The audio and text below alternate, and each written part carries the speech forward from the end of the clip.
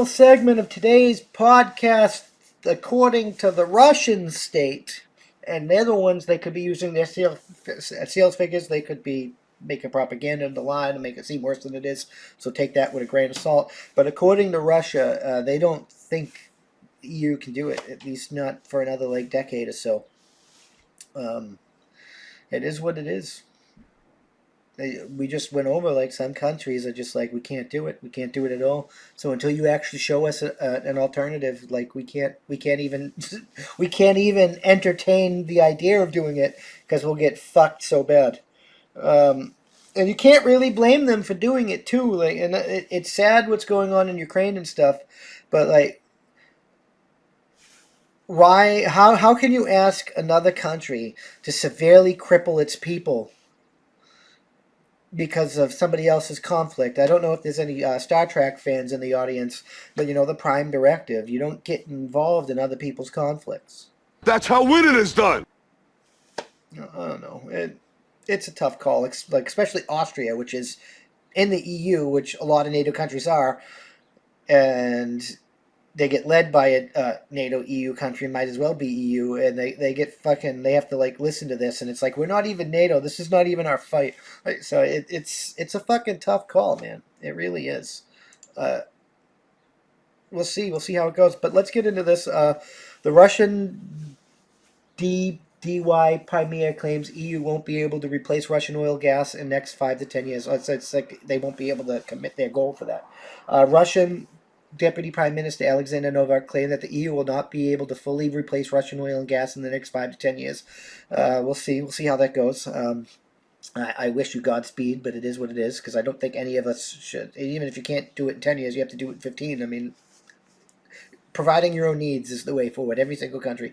Russian Deputy Prime Minister Alexander Novak on Friday claimed that the European Union EU will not be able to fully replace Russian oil and gas in the next 5 to 10 years. He also stated that the opinion is echoed by the significant players in the global energy market. The Deputy Prime Minister stressed that foreign energy corporations normally do not stop cooperating with Russia voluntarily, and Moscow believes that rationality will prevail in the long run. According to Novak, Europe has very few viable alternatives to Russian oil energy sources, and the EU's rationality is crucial to the future of European industry and people. In an article for the magazine Energy Policy, Novak analyzed the current situation in the global energy market and claimed that American LNG producers have long sought to capture a large share of European market. However, the lack of infrastructure required to purchase LGN has prevented them from doing so. Apart from the United States, the EU has looked at Qatar, Saudi Arabia, Kuwait, and Algeria as potential energy imports. I mean, some of these are not good choices, like Saudis. Um, Qatar seems to be a neutral source, but I don't know. And I Kuwait seemed to be a neutral source, but I don't know, and I don't know nothing about Algeria. But it. These are the things that you have to think about, and is it even feasibly possible? Russians don't think so. Europe seems to think it can, or at least it has no choice but to try. That's the way the cookie crumbles here. However, the Organization of the Petroleum Exporting Countries, OPEC, already said that its members countries won't be able to compensate for decreasing Russian energy supplies on the international market, Novak wrote in an article Sputnik reported. I mean, if OPEC actually said that, I mean, can we believe OPEC? Do you believe OPEC? I don't know. South America and South Africa could replace Russia in terms of coal supply to EU. The Russian Deputy Prime Minister also stated that South America and South Africa may not be able to replace Russia in terms of coal supply to the EU, but experts believe that it would be difficult for these regions to offer adequate rates owing to a large logistical expenses and heightened demand.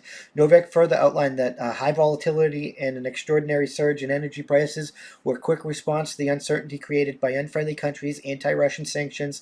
He also claimed that the price of European gas futures hit nearly 4,000 per 1,000 cubic meters, while oil was trading at $140 per barrel and coal was trading at $460 per ton. And this is a tough. Europe's stuck between a rock and a hard place on this one. I mean, maybe we could be that alternative supplier, but they don't want to do all that production. climate nuts and all. Russian defends decisions to switch gas payments to rubles.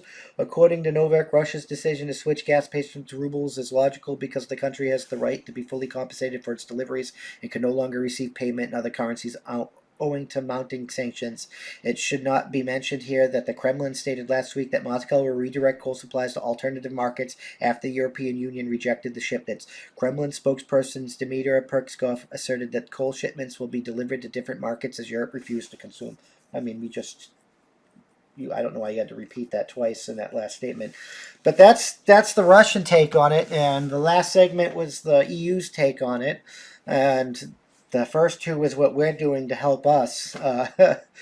This is the state of the world right now with this fucking shitty policy, shitty globalist fucking oh nothing crap. It seems to be coming because you're like, if you don't have enough gasoline to drive a car, why own one?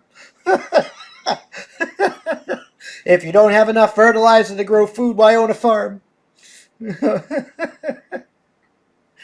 in the pod, eat the bugs. Get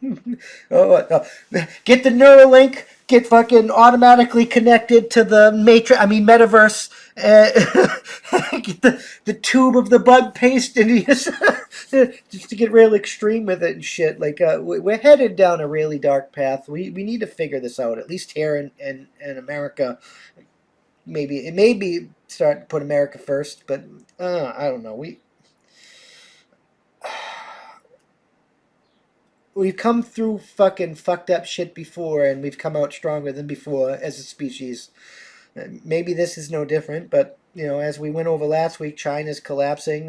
Russia's saying the Russian state media is saying it's World War III, and fucking our president is unfit. Our government is unfit and playing retarded fuck games, and this is the reality of the circus that we live in.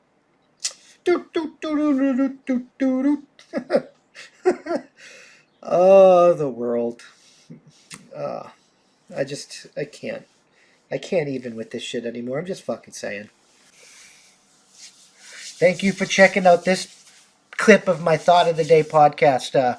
You can catch this podcast every Tuesday through Friday at that'sonpoint.info by 5 p.m. Eastern Standard Time, because that's how winning is done. New clips go out daily, and we can't do this without you, so we appreciate your support. With that being said, consider joining for $5 a month, and you get early access to the uncensored version of this, early access to our weekly That's On Point podcast, and access to exclusive content only for members. All the money that we receive is going to go funnel back into this to hire more journalists and do more things for you guys, because that's how winning is done. It really is.